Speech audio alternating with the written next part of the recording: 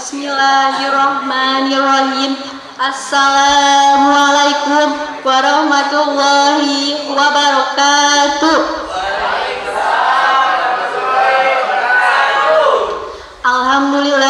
Alhamdulillahirabbil alamin wa bihi nasta'inu ala umuri dunya waddin wassalatu ala asrofil anbiya'i wal mursalin wa ala alihi wa sahbihi ajmain amma ba'du.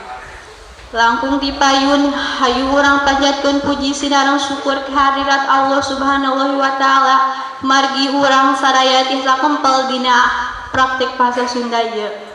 Shalawat sinareng salam mugia dilimpah curahkeun ka junjungan alam Kanjeng Nabi Muhammad sallallahu alaihi wasallam, ka para keluargina, ka para sahabatna, ka para tabiatna, tur dugi ka urang salaku umat mantena.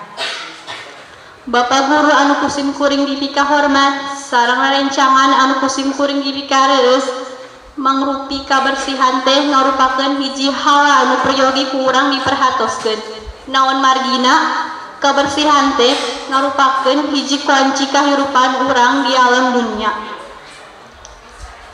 di mana urang bisa ngarawat kabersihan sapola sareng kabersihan rumah tangga.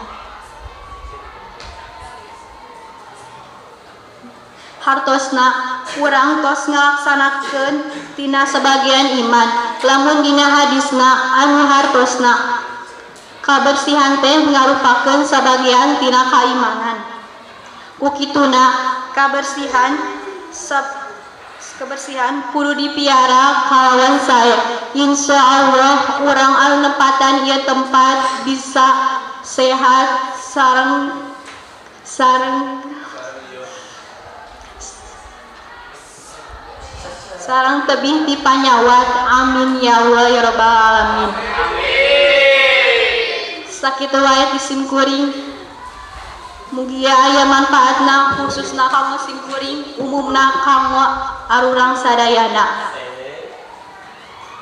Hapunten bila aya kalpatan sareng kakirangan. Wabillahi taufiq wal hidayah. Wassalamualaikum warahmatullahi wabarakatuh.